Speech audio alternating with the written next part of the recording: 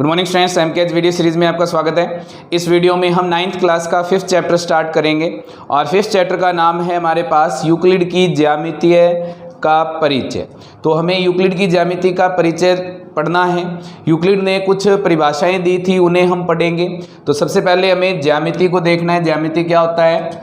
ज्यामिति को इंग्लिश में बोलते हैं जियोमेट्री। जियोमेट्री। अब यहाँ से जियोमेट्री जो है वो दो शब्दों से मिलकर के बना है। कौन कौन सा? जियो और मैट्रिन। जियो का मतलब होता है हमारे पास भूमि या पृथ्वी, और मैट्रिन का मतलब होता है मापना। तो जियोमेट्री की ज़रूरत क्यों पड़ी? क्योंकि हमें पृथ्वी को नापना था, उसके लिए हमने क्या किया? जियोमेट्री की जो खोज है वो की गई, इसकी हमें ज़रूरत पड़ी। यूक्लिड ने भी इसके लिए कुछ अभिधारणाएं दी थी, कुछ अपनी परिभाषाएं दी थी, बिंदु के लिए, रेखा के लिए, तल के लिए।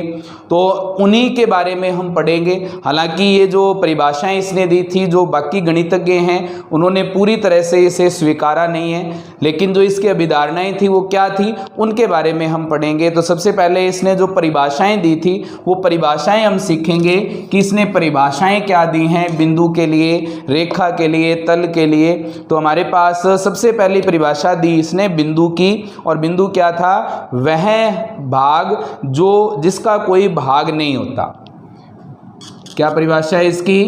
बिंदु वह है जिसका कोई भाग नहीं होता। ये क्या होते हैं? बिंदु होते हैं। बिंदु क्या होता है? इस तरह का एक पॉइंट। दूसरी परिभाषा दी इसने। दूसरी परिभाषा है रेखा के बारे में। रेखा के बारे में इसने क्या कहा? चौड़ाई रहित लंबाई को हम क्या कहते हैं? रेखा कहते हैं। रेखा चौड़ाई रहित लंबाई है। इसका कहने का मतलब क्या है? हमारे पास ऐसी लंबाई है जिसकी कोई चौड़ाई नहीं होती, उसे हम क्या कहेंगे? रेखा कहेंगे। तो ये हमारे पास क्या है? एक रेखा है। तीसरा हमें क्या कहा इसने? तीसरी परिभाषा दी है, किसी रेखा के अंतिम सिरे भी क्या होते हैं? बिंदु होते हैं। किसी रेखा के अंतिम सिरे बिंदु होते हैं। पहले बिंदु की परिभाषा क्या दी इसने? बिंदु वह है जिसका कोई भाग नहीं होता। अब दूसरी परिभाषा क्या दे दी? किसी रेखा के अंतिम सिरे जो हैं वो भी क्या होते हैं? बिंदु होते हैं। जैसे हमारे पास ये रेखा है, इसके अगर ये अंतिम सिरे हैं तो ये भी क्या होंगे? बिंदु होंगे। ये हमारे पास है बिंदु। उसके बाद में चौथी परिभाषा इसने दी है किसके बारे में? सीधी रेखा के बारे में। सीधी रेखा के बारे में क्या कहा इसने? सीधी रेखा ऐसी रेखा है जो स्वयं पर बिंदुओं के साथ सपाट रूप से स्थित होती है। तो क्या लिखा है इसने? सीधी रेखा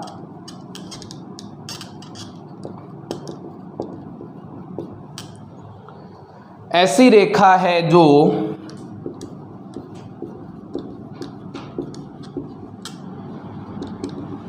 स्वयं पर बिंदुओं के साथ सपाट रूप से स्थित होती हैं। बिंदुओं के साथ सपाट रूप से स्थित होती हैं।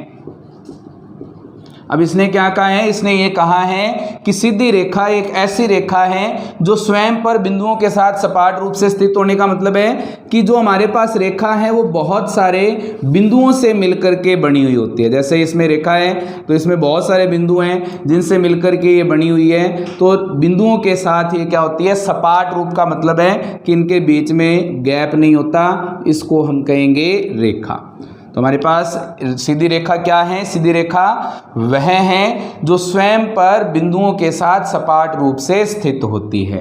ये हमारे पास सीधी रेखा की बात की इसने। फिर पांचवा इसने परिभाषा दी है पृष्ठ के बारे में, तल के बारे में। तो इसने क्या कहा है?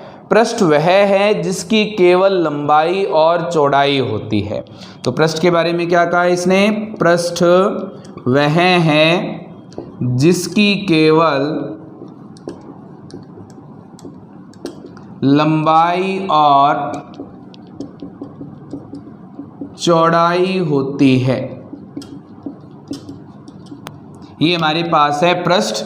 उसके बाद में पृष्ठ क्या कह रहे हैं कि ऐसा हमारे पास भाग है जिसमें केवल लंबाई और चौड़ाई होती है, इसमें ऊंचाई नहीं होती। जैसे ये क्या है, एक पृष्ठ, इसकी एक तो लंबाई है और एक इसकी चौड़ाई है। जैसे ये बोर्ड है, बोर्ड की भी क्या है, एक लंबाई है और एक चौड़ाई है। दीवार है, दीवार की भी क्या होगी, एक लंबाई होगी और एक चौड़ाई होगी।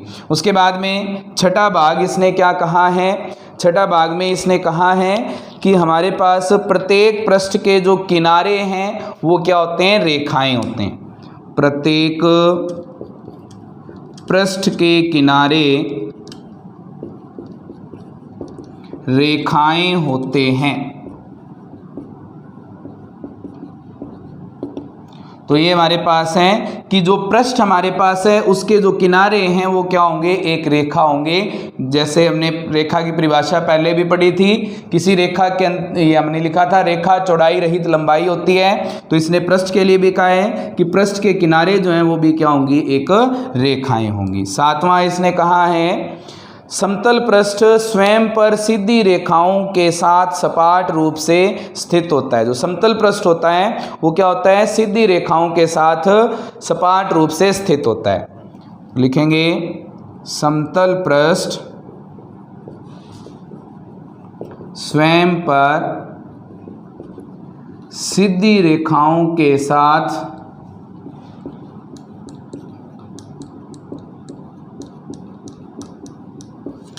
सपाट रूप से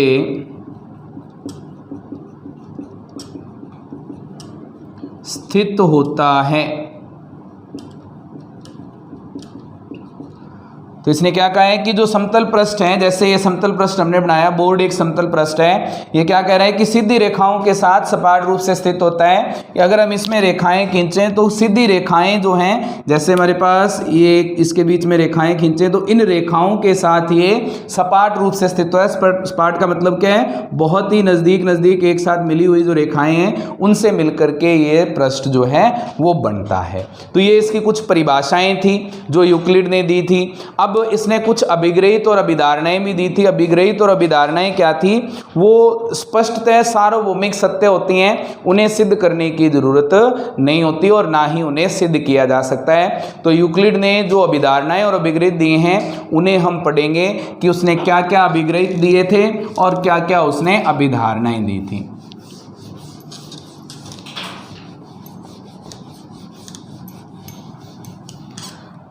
तो इसने जो अभिग्रहित दिए हैं अब यूक्लिड ने, तो क्या क्या अभिग्रहित हैं इसके लिए, यूक्लिड के अभिग्रहित क्या क्या है। पहला अभिग्रहित क्या दिया, वे वस्तुएं जो किसी अन्य वस्तु के बराबर हों आपस में भी बराबर होती हैं। तो ये क्या कह रहा है, पहला, वे वस्तुएं जो किसी अन्य वस्तु के बराबर हों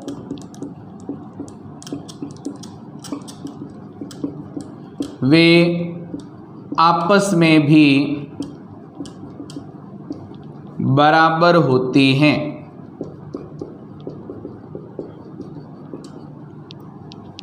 तो इसका कहने का मतलब है कि A अगर हमारे पास C के बराबर है, B भी C के बराबर है, तो ये दोनों भी आपस में क्या होंगे, बराबर होंगे। तो क्या हो जाएगा, A बराबर B। उसके बाद में दूसरा जो पार्ट इसने दिया है अभिग्रहित का, दूसरा अभिग्रहित क्या दिया, यदि भिन्न भिन्न प्रकृति की समान वस्तुओं को अलग अलग जोड़ा जाए तो उनके योग भी बराबर होते हैं। क्या कहा इसने, यदि भिन्न भिन्न वस्तुओं को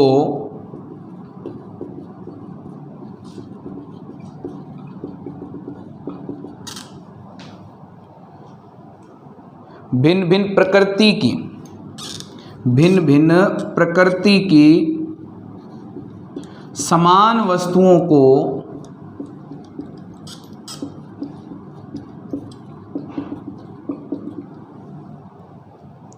अलग अलग जोड़ा जाए तो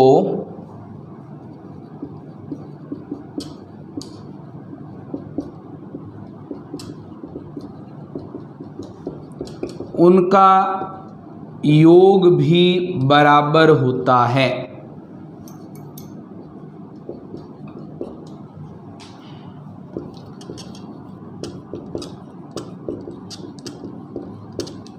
तो क्या कह रहे हैं, अगर भिन्न भिन्न प्रकृति की समान वस्तुएं हैं और उनको अलग अलग जोड़ा जाए तो वो क्या होंगे, उनका योग भी क्या होगा, बराबर होगा। जैसे हमारे पास है ए और बी अलग अलग प्रकृति की वस्तुएं हैं और ये समान हैं।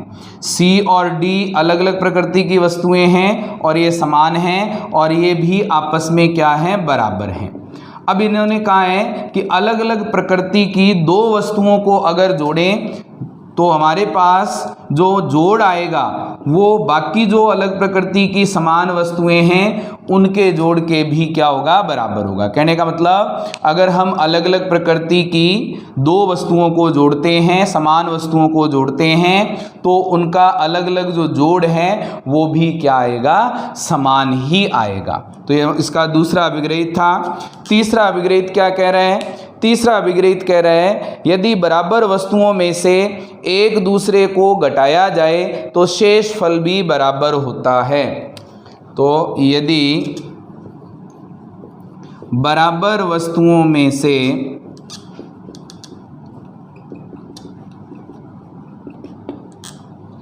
एक दूसरे को घटाया जाए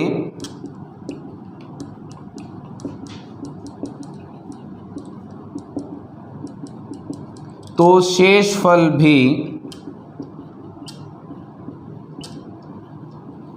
बराबर होता है। तो अब ये क्या कह रहे हैं कि अगर कोई दो बराबर वस्तुएं हैं, कोई भी बराबर वस्तुएं हैं, उन्हें एक दूसरे में से अगर घटा दें तो वो हमारे पास जो शेष फल बचेगा वो बराबर ही आएगा। जैसे हमारे पास ए और बी दो बराबर वस्तुएं, अगर ए में से बी घटाएं तो हमारे पास जो शेष फल आएगा वो 0 आएगा। बी में से ए घटाएं तो शेष फल क्या आएगा, 0 आएगा। तो एक दूसरे में से अगर घटाते हैं तो हमारे पास जो शेष फल हैं वो भी आपस में क्या आते हैं, बराबर। इसका मतलब क्या बनेगा, a माइनस बी बराबर होगा b माइनस ए के।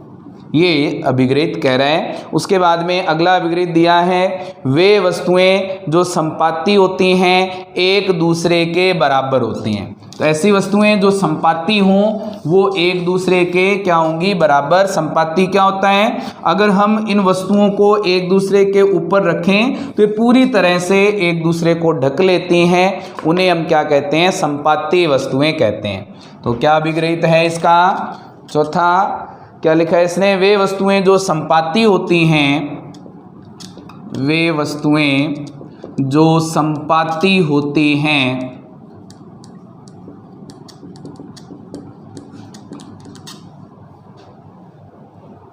एक दूसरे के बराबर होती हैं, एक दूसरे के बराबर होती हैं।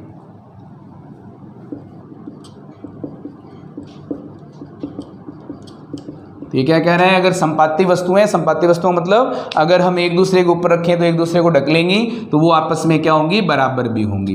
पांचवा अभिग्रहित क्या कह रहे हैं, पांचवा अभिग्रहित कह रहा है कि पूर्ण अपने किसी भी भाग से बड़ा होता है। पूर्ण अपने किसी भी भाग से बड़ा होता है।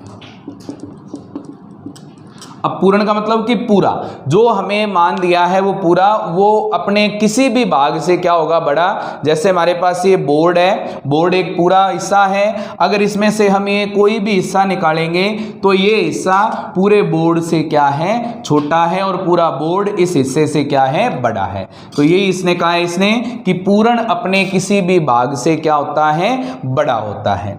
छठा अभिग्रहित क्या कह रहा है ये, छठा कह रहा है बराबर वस्तुओं के दुगने भी परस्पर बराबर होते हैं। तो बराबर वस्तुओं के दुगने भी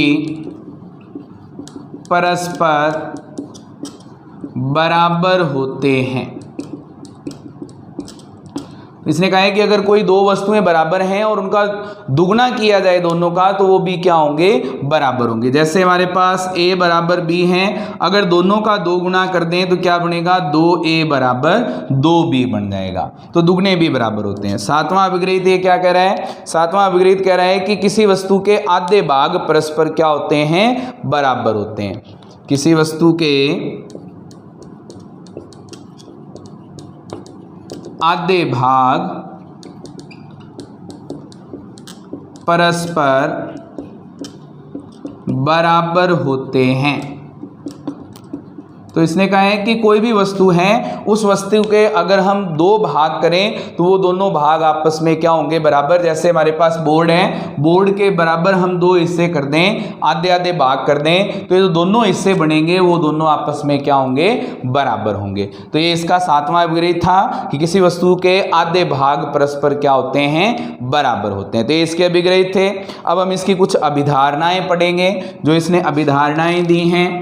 तो हमारे पास अभिधारणाएं क्या क्या दी हैं इसने, यूक्लिड की अभिधारणाएं।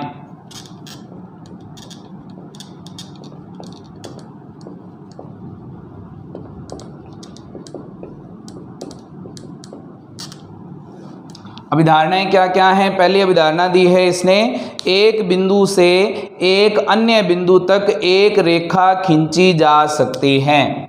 पहली अभिधारणा क्या है, एक बिंदु से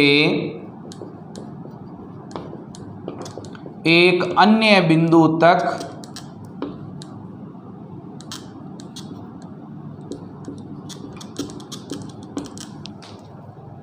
एक रेखा खींची जा सकती है।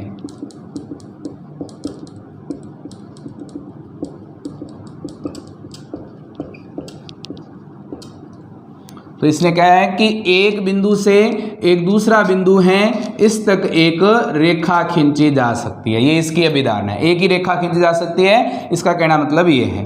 दूसरा इसने कहा है कि हमारे पास एक शांत रेखा को अनिश्चित रूप से बढ़ाया जा सकता है। एक शांत रेखा को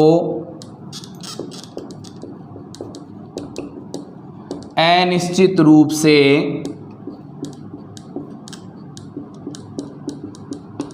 बढ़ाया जा सकता है।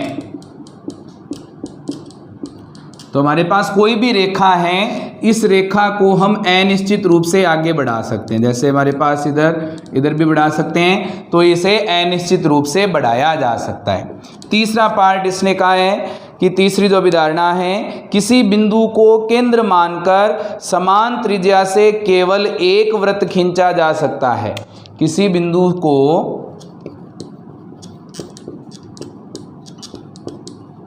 केंद्र मानकर समान त्रिज्या से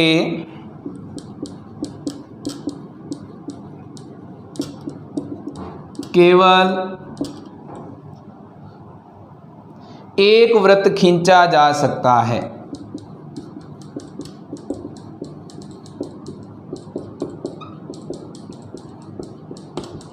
तो ये क्या कह रहे हैं कि अगर हमने कोई बिंदु लिया है, उसे केंद्र मान करके निश्चित त्रिज्या लेकर के केवल हम एक ही वृत्त बना सकते हैं, एक केंद्र बिंदु के लिए निश्चित त्रिज्या लेकर के।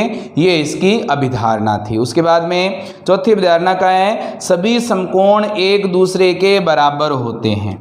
चौथी अभिधारणा क्या कहा इसने, सभी समकोण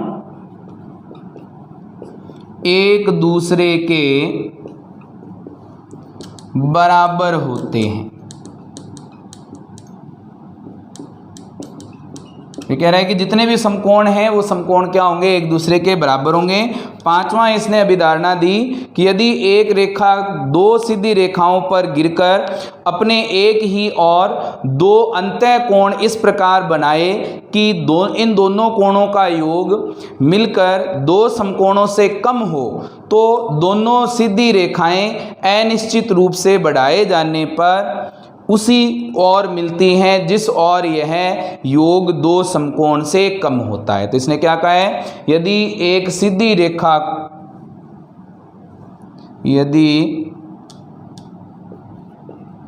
एक सीधी रेखा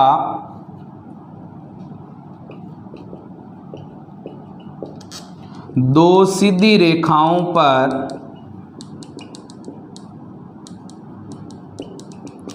गिरती है तो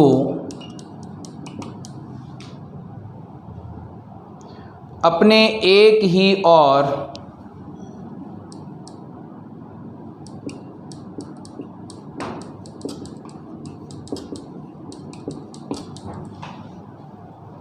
अंतःकोण इस प्रकार बनाए कि दो अंतःकोण इस प्रकार बनाए कि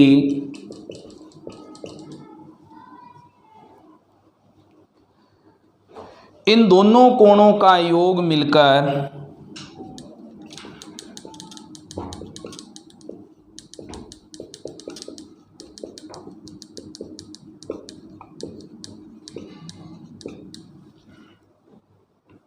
दो समकोणों से कम हो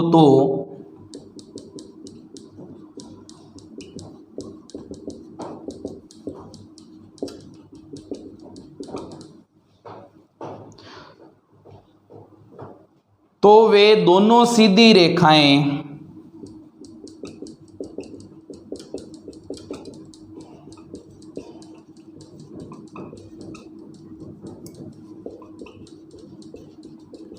अनिश्चित रूप से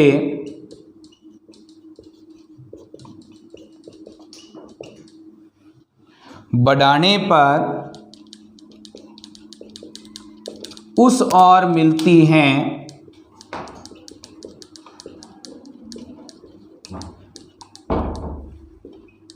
जिस ओर अंतःकोणों का योग दो समकोण से कम होता है।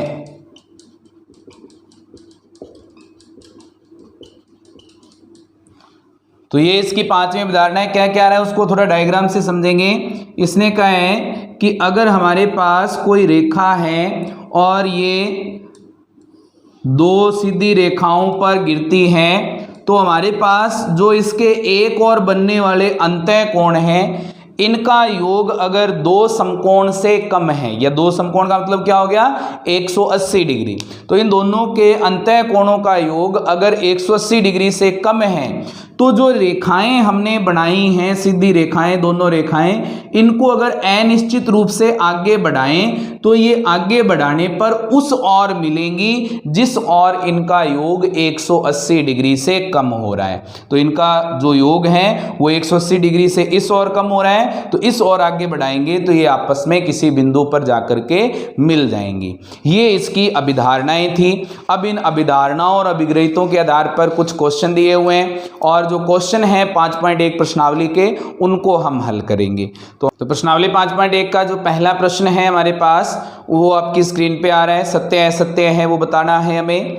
तो पहला पार्ट इसने दिया है एक बिंदु से होकर केवल एक ही रेखा खींची जा सकती है। तो ये क्या है असत्य है, क्योंकि एक बिंदु से होकर बहुत सारी रेखाएं जा सकती हैं। जैसे हमारे पास ये बिंदु है, इससे ये रेखा भी जाएगी, इधर खींचेंगे तो ये रेखा भी जाएगी, ये रेखा भी जाएगी। तो अनंत रेखाएं हम एक बिंदु से खींच सकते हैं। तो जो इसने कहा है ये क्या है असत्य है। तो पहले का आंसर क्या है असत्य। उसके बाद में हमारे पास जो दूसरा मान है, दूसरा पार्ट है, वो क्या कहा है इसने, दो भिन्न बिंदुओं से होकर जाने वाली असंख्य रेखाएं हैं। तो दो भिन्न बिंदुओं से होकर जाने वाली अगर रेखाएं बनाएं हम तो दो भिन्न बिंदुओं से केवल एक ही रेखा जा सकती है और कोई रेखा यहाँ से हम नहीं खींच सकते हैं। तो ये भी क्या है असत्य है।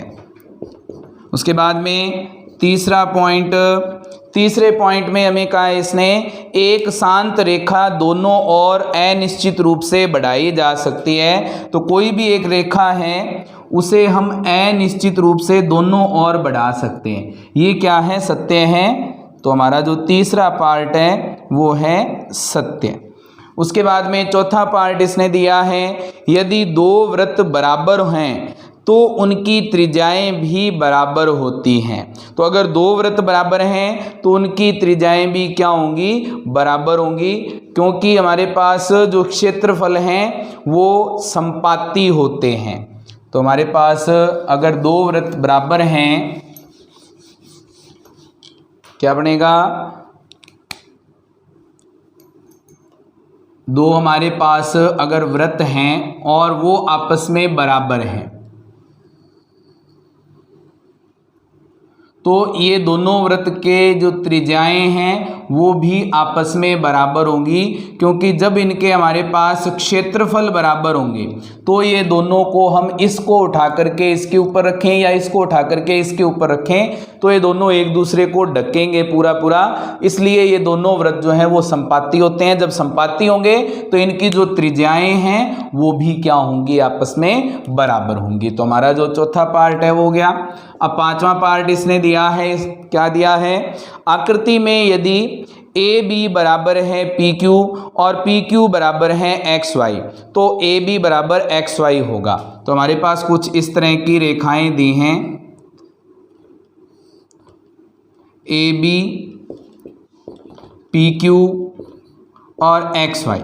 अब इसने क्या कहा है, ए बी बराबर है किसके, पी क्यू के, और पी क्यू बराबर है एक्स वाई के। तो हमें ये बताना है कि क्या ए बी और एक्स वाई बराबर होंगे। अब हमें पता है, हमने ये पढ़ा था कि अगर एक ही वस्तु के बराबर हों दो वस्तुएं या दो से ज़्यादा वस्तुएं तो वो वस्तुएं भी आपस में क्या होती हैं, बराबर। तो एक ही वस्तु पी क्यू के बराबर हो रही है, ये पी क्यू के बराबर है तो ये आपस में भी क्या होंगी, बराबर। तो हम लिख सकते हैं ए बी बराबर एक्स वाई होगा और ये सत्य हो जाएगा। तो हमारा जो पांचवा पार्ट है वो क्या है, सत्य है। उसके बाद में हमारा जो दूसरा प्रश्न है उसे हम हल करेंगे। दूसरे प्रश्न में हमें दिया है, इसने क्या दिया है, निम्नलिखित पदों में से प्रत्येक की परिभाषा दीजिए। क्या इनके लिए कुछ ऐसे पद हैं जिन्हें परिभाषित करने की आवश्यकता है, वे क्या हैं और आप इन्हें कैसे परिभाषित करेंगे। तो पहला दिया है इसने समांतर रेखाएं। समांतर रेखाएं क्या होती हैं, ऐसी रेखाएं जिन्हें अनिश्चित रूप से अगर बढ़ाया जाता है तो वो कहीं भी नहीं मिलती हैं। तो हमारे पास समांतर रेखाएं क्या होती हैं, पहला पॉइंट इसने दिया है समांतर रेखाओं का। तो समांतर रेखाएं क्या होती हैं, ऐसी रेखाएं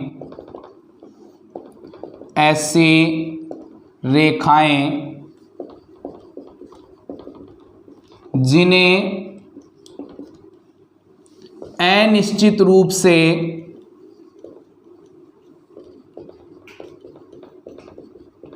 बढ़ाने पर कभी नहीं मिलती हैं,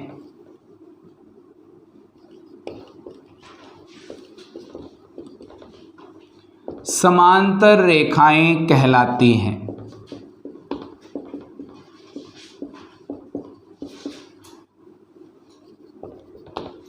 तो ये रेखाएं कौन सी हो जाएंगी, इस प्रकार की रेखाएं। अगर इनके उदाहरण लें तो जैसे रेल की पटरियां हैं, ये भी क्या हैं, समांतर रेखाएं हैं। अब इसने पूछा है कि इसके लिए और भी कुछ बन सकता है क्या, और भी कोई परिभाषा है जिसे बताया जा सकता है। तो इससे हम ये कह सकते हैं कि जो समांतर रेखाएं हैं उनके बीच की जो लंबवत दूरी है वो हमेशा बराबर रहती है। तो क्या बनेगा, इसी के अंदर समांतर रेखाओं पर स्थित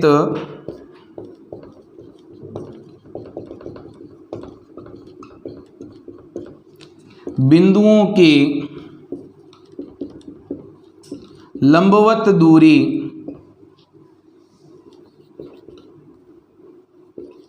हमेशा बराबर होती है। उसके बाद में हमें पता है समांतर रेखाओं को हम एक निशान से दर्शाते हैं। समांतर रेखाओं को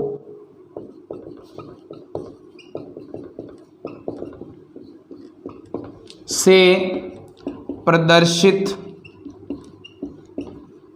किया जाता है। अगर इनका नाम है ए, ये है बी, ये है सी और ये हमारे पास डी है, तो हम क्या लिखेंगे, ए बी समांतर सी डी। ये हमारे पास कुछ और परिभाषाएं हैं जो इससे हम बता सकते हैं। उसके बाद दूसरा दिया है लंब रेखाएं। तो लंब रेखाएं क्या होती हैं? लंब रेखाएं वो रेखाएं होती हैं जो एक दूसरे के साथ समकोण का निर्माण करती हैं। तो हमारे पास दूसरा पॉइंट क्या हो जाएगा लंब रेखाओं के लिए? लंब रेखाएं ऐसी रेखाएं जो एक दूसरे के साथ समकोण बनाती हैं, लंब रेखाएं कहलाती हैं।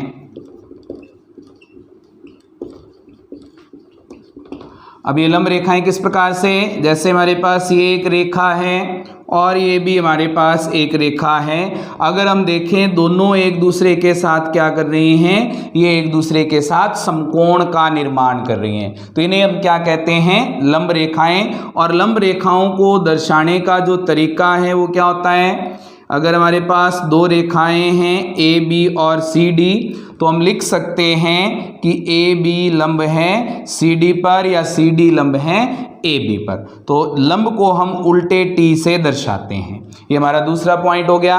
अब तीसरा पॉइंट इसने कहा है, तीसरे पॉइंट में है रेखाखंड। रेखाखंड क्या होता है? रेखाखंड रेखा का ही एक भाग होता है। क्या लिखेंगे परिभाषा? सरल रेखा का एक निश्चित भाग जो दो निश्चित बिंदुओं के मध्य स्थित होता है। तो हमारे पास रेखाखंड के लिए परिभाषा क्या बनेगी? तीसरा पॉइंट रेखाखंड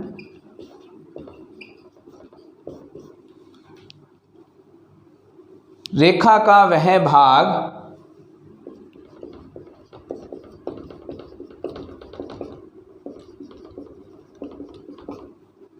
जो दो बिंदुओं के मध्य स्थित होता है।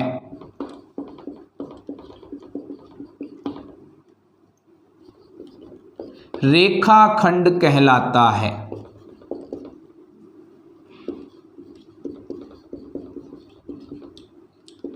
तो इसके लिए जैसे हमारे पास ये रेखा है, इसके कोई भी दो बिंदु लें तो इनके बीच का जो भाग है वो क्या कहलाएगा? रेखाखंड कहलाएगा। तो तीसरा पॉइंट इसने दिया है, क्या दिया है? तीसरा पॉइंट वृत्त की त्रिज्या।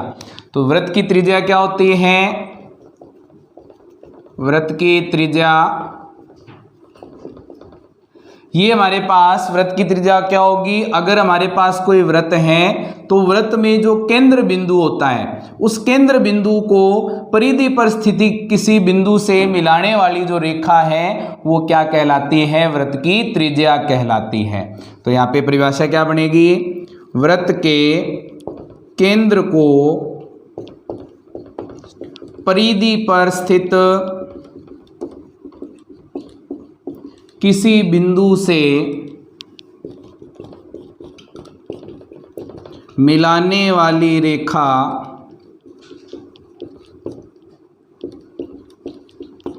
त्रिज्या कहलाती है।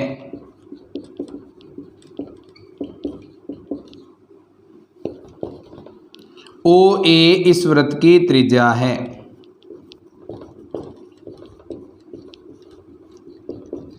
तो ये हमारा जो तीसरा पार्ट है वो कंप्लीट हो गया। उसके बाद में लास्ट पार्ट हमें दिया है इसने। लास्ट पार्ट कौन सा है? लास्ट पार्ट है हमारे पास वर्ग। वर्ग क्या होता है? वर्ग एक ऐसी हमारे पास आकृति है जिसका प्रत्येक कोण हमारे पास क्या होगा? 90 डिग्री का होगा और इसकी प्रत्येक भुजा क्या होगी? बराबर। तो जैसे हमारे पास है ए बी सी डी, इसका प्रत्येक कोण क्या है? 90 डिग्री का। तो क्या लिखेंगे? ऐसे या ऐसा चतुर्भुज जिसका प्रत्येक कोण बराबर या समकोण होता है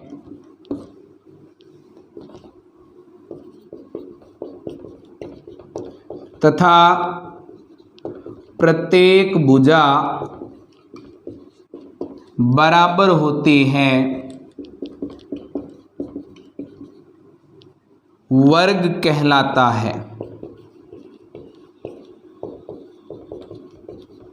अब इसमें इसकी चारों भुजाएं क्या हैं, बराबर, और प्रत्येक कोण क्या है, 90 डिग्री का, तो हम इसे क्या कह सकते हैं, वर्ग। तो ABCD एक वर्ग है।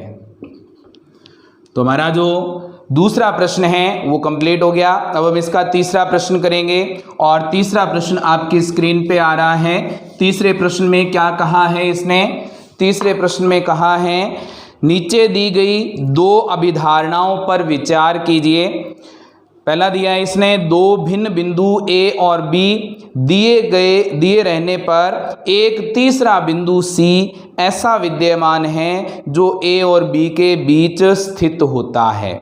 दूसरा पॉइंट दिया है, यहाँ कम से कम ऐसे 3 बिंदु विद्यमान हैं कि वे एक रेखा पर स्थित नहीं हैं। इस स्थिति में बिंदु A, B, C संरेखीय कहलाते हैं। तो इसने क्या पूछा है इसमें, क्या इन अभिधारणाओं में कोई अपरिभाषित शब्द हैं, क्या ये अभिधारणाएं अवरोधी हैं, क्या ये यूक्लिड की अभिधारणाओं से प्राप्त होती हैं, स्पष्ट कीजिए। तो ये हमें स्पष्ट करना है। तो पहली जैसे अभिधारणा दी है इसने, जो हमारे पास ये अभिधारणाएं हैं इसमें बहुत सारे जो पद हैं वो अपरिभाषित हैं। किस किस तरह से, पहले जैसे दिया है इसने, दो बिंदु A तथा B जो है हमारे पास वो दिए रहने पर एक तीसरा बिंदु C ऐसा विद्यमान है जो A और B के बीच स्थित होता है। तो इसके लिए क्या है, दो बिंदु A तथा B दिए गए हैं जहां बिंदु C उनके बीच खींची गई रेखा पर स्थित है। कहां पे स्थित है, रेखा पर स्थित है। तो यहां पे लिखेंगे, पहला क्या है, दो बिंदु A और B दिए गए हैं जहां बिंदु C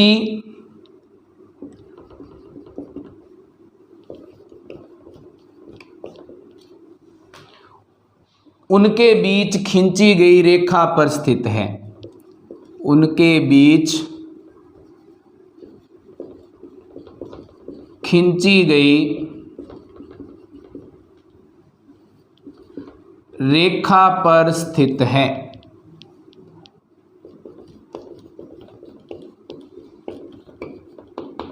दूसरा पॉइंट क्या दिया है इसने, दूसरा पॉइंट दिया है इसने कि हमारे पास यहाँ कम से कम ऐसे 3 बिंदु विद्यमान हैं, वे एक रेखा पर स्थित नहीं हैं। इस स्थिति में बिंदु A, B, C संरेखीय कहलाते हैं।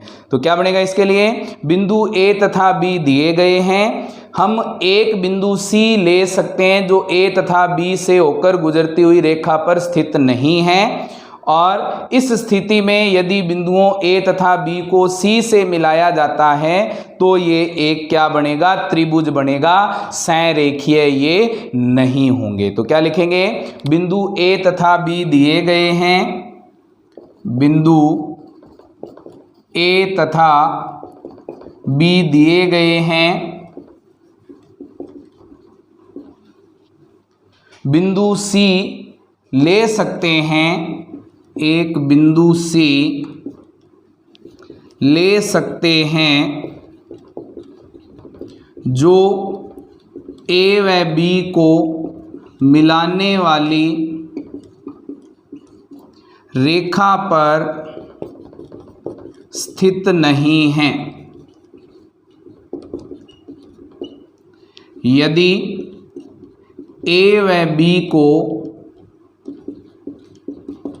C से मिलाया जाता है तो यह एक त्रिभुज बनेगा।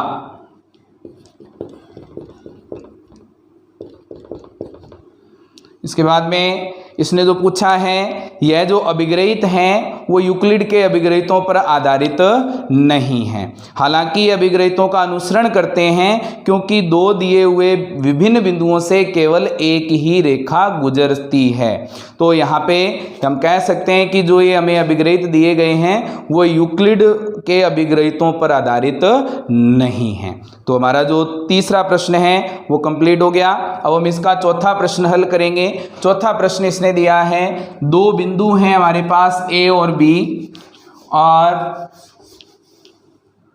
इसके बीच में एक ऐसा बिंदु स्थित है कि हमारे पास AC बराबर है BC के।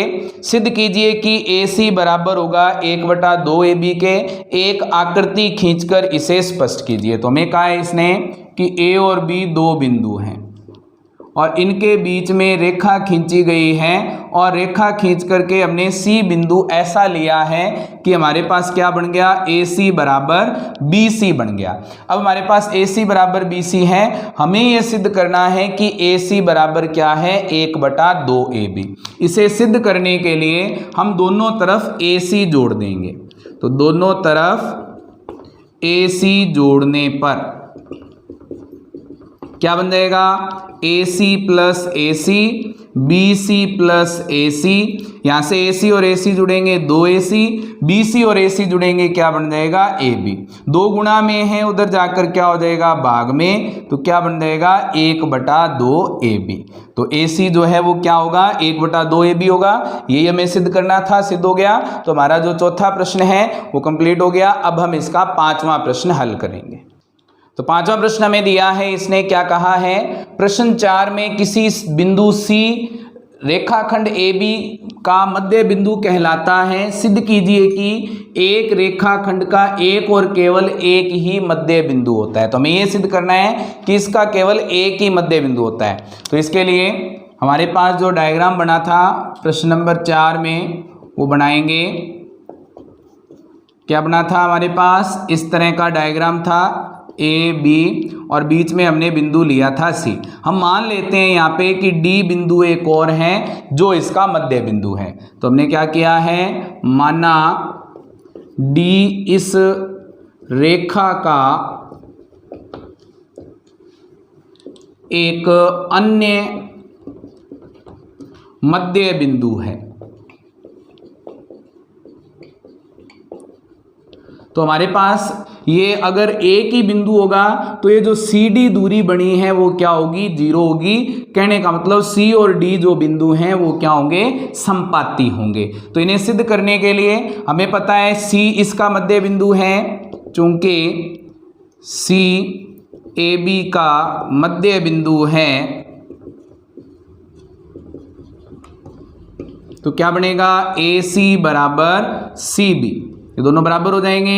ये बन गई समीकरण नंबर 2। समीकरण 1 क्या बनेगी, D मध्य बिंदु है तो क्या आएगा, AD बराबर DB। ये बन गई समीकरण नंबर 1। अब हमें समीकरण 2 में से 1 को माइनस करना है। तो समीकरण 2 माइनस 1 से क्या बन जाएगा, AC माइनस AD बराबर होगा हमारे पास CB माइनस DB। अब यहाँ से AC माइनस AD, AC में से AD माइनस किया, क्या बच गया, DC बराबर हमारे पास CB में से DB माइनस करेंगे, CB में से DB माइनस करना है तो क्या बन जाएगा हमारे पास, माइनस का DC। माइनस का DC इस साइड आकर क्या हो जाएगा, प्लस का, बराबर क्या बच गया 0।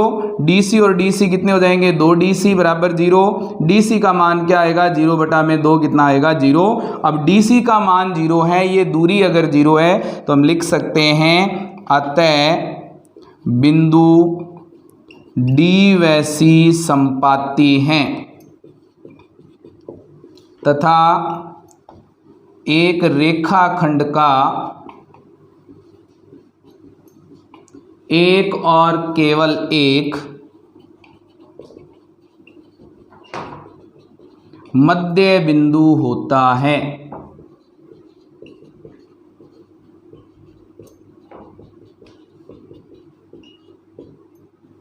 तो हमारा जो 5वां प्रश्न है वो पूरा हो गया। अब हम इसका छठा प्रश्न हल करेंगे। छठे प्रश्न में क्या दिया है, आकृति में यदि AC बराबर BD हो तो हमें ये सिद्ध करना है कि AB बराबर CD होगा। तो हमारे पास दिया है इसने प्रश्न नंबर 6 में, क्या दिया है, AC बराबर है BD, AC बराबर BD हमें दिया है कि ये AC है वो BD के बराबर है। अगर दोनों में से हम BC घटा दें तो क्या बनेगा, दोनों तरफ BC घटाने पर क्या बन जाएगा, BC घटाएंगे तो AC माइनस BC बराबर आ जाएगा BD माइनस BC। AC में से अगर BC घटाएंगे, AC में से BC घटाया, क्या बच गया हमारे पास, ये बच गया हमारे पास AB बराबर BD में से, इस BD में से अगर हम BC घटाएंगे क्या बचेगा हमारे पास, CD। तो जो हमें सिद्ध करना था वो सिद्ध हो गया, AB बराबर CD। उसके बाद 7वां क्वेश्चन दिया है इसने, यूक्लिड की अभिग्रहित की सूची में दिया हुआ अभिग्रहित 5 एक सर्वव्यापी सत्य क्यों माना जाता है। अभिग्रहित 5 हमने क्या पढ़ा था, अभिग्रहित 5 हमने पढ़ा था कि जो हमारे पास कोई भी पूर्ण मान है, पूर्ण मान अपने अंश से हमेशा क्या होगा, बड़ा होगा, ये हमने अभिग्रहित पढ़ा था। तो इस अभिग्रहित के लिए ये जो हमने अभिग्रहित पढ़ा है ये एक सार्वभौमिक सत्य है कि कोई भी एक बड़ा मान है उसका एक छोटा सा हिस्सा वो उससे हमेशा ही छोटा होता है, इसलिए ये जो अभिग्रहित है उसे सर्वव्यापी सत्य माना जाता है। तो क्या लिखेंगे, चूंकि यह एक, प्रश्न नंबर 7 कर रहे हैं हम, यह एक सार्वभौमिक सत्य है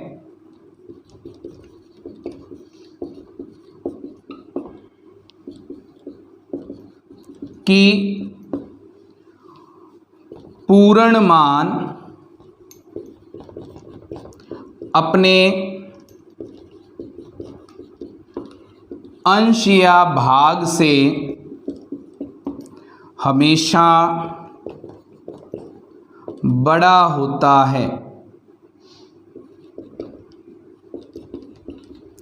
इसलिए अभिग्रहित 5 को सर्वव्यापी सत्य माना जाता है। तो हमारा जो 7वां प्रश्न है वो कंप्लीट हो गया है। इसके साथ ही हमारी प्रश्नावली 5.1 कंप्लीट हो गई है और हम इसकी प्रश्नावली 5.2 को हल करेंगे। तो प्रश्नावली 5.2 का पहला प्रश्न हमें दिया है, इसने क्या दिया है, आप यूक्लिड की 5वीं अभिधारणा को किस प्रकार लिखेंगे ताकि यह सरलता से समझी जा सके। तो इसके लिए 5वीं अभिधारणा हमने क्या पढ़ी थी, क्या थी 5वीं अभिधारणा, यदि एक सीधी रेखा 2 सीधी रेखाओं पर गिरकर अपने एक ही और 2 अंतः कोण इस प्रकार बनाएं कि इन दोनों कोणों का योग मिलकर 2 समकोणों के से कम हो तो वो दोनों सीधी रेखाएं अनिश्चित रूप से बढ़ाए जाने पर उसी ओर मिलती हैं जिस ओर यह भाग 2 समकोणों से कम होता है। तो इसके आधार पर हम समांतर रेखाओं के बारे में इसमें लिखेंगे तो ये आसानी से समझी जा सकती है। अगर हम ये सिद्ध कर दें कि जो हमारे पास समांतर रेखा है वो उस बिंदु से गुजरने वाली समांतर रेखा एक ही होगी, तो हम ये कह सकते हैं कि ये जो अभिधारणा बताई है वो इसने जो बताई है वो सही है। तो क्या लिखा है इसने, क्या हमने क्या किया, हमने एक बिंदु P से गुजरने वाली एक रेखा खींची है M जो L के समांतर है। तो हमारे पास एक बिंदु P है, इस बिंदु से गुजरने वाली एक रेखा है M और ये जो रेखा है वो एक रेखा L के समांतर है, ये L रेखा है इसके समांतर है। तो अगर हम इन दोनों को देखें तो हमारे पास जो M और L है, P बिंदु से गुजरने वाली एक ही रेखा है जो L के समांतर है, बाकी सारी रेखाएं क्या करेंगी, अगर इनको अनिश्चित रूप से आगे बढ़ाया जाएगा तो ये एक दूसरे को कहीं ना कहीं जाकर के मिलेंगी। तो केवल एक ही रेखा है जो इसके समांतर है। तो इस तरह से हम समझ सकते हैं कि हमारे पास जो अभिधारणा 5 है वो इस प्रकार से है कि हमारे पास क्या लिखेंगे, पहला पॉइंट, बिंदु P से होकर जाने वाली एक रेखा एम एल के समांतर है। दूसरा, एम के अतिरिक्त बिंदु P से गुजरने वाली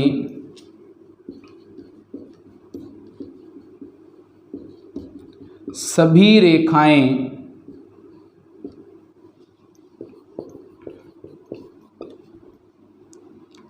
L को किसी न किसी बिंदु पर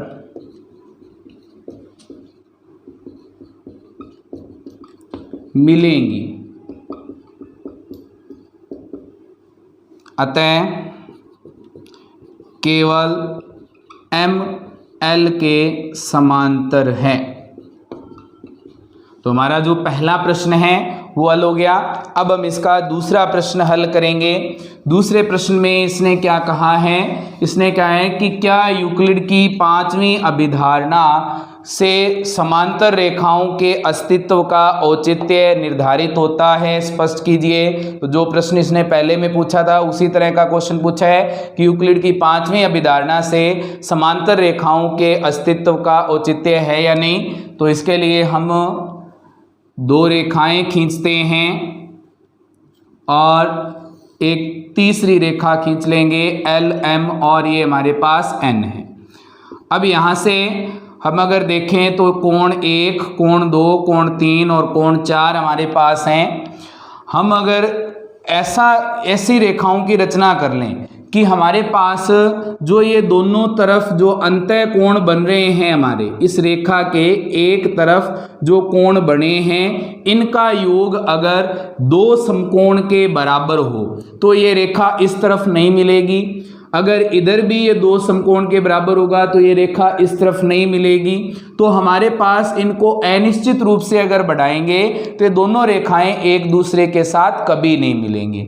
जब ये दोनों रेखाएं एक दूसरे के साथ कभी नहीं मिलेंगी तो ये दोनों रेखाएं क्या हो जाएंगी, समांतर रेखाएं हो जाएंगी। तो क्या लिखेंगे,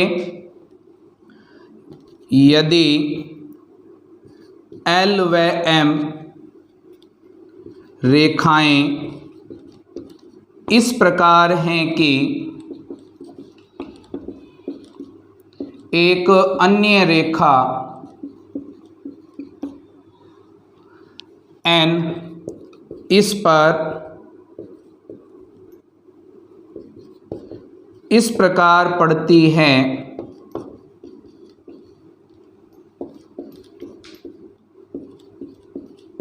कि एक और बनने वाले अंतः कोणों का योग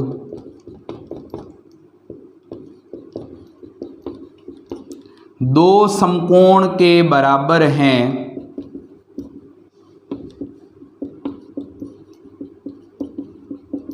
तो ये रेखाएं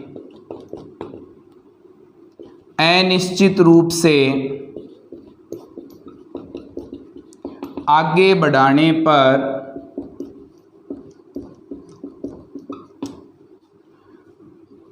कहीं नहीं मिलेंगी। ऐसा ही दूसरी तरफ भी होगा।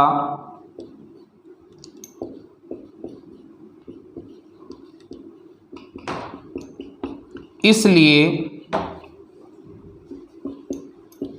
एल व एम समांतर हैं। तो हमारा जो दूसरा प्रश्न है वो भी कंप्लीट हो गया। हमारी जो पांचवी प्रश्नावली है वो कंप्लीट हो गई है। उम्मीद करते हैं आपको ये वीडियो पसंद आई होगी। नया टॉपिक हम नई वीडियो में करेंगे। तो कोई प्रॉब्लम है फिर भी आपको, तो आप चैट बॉक्स में लिख करके बता सकते हैं। Thank you students.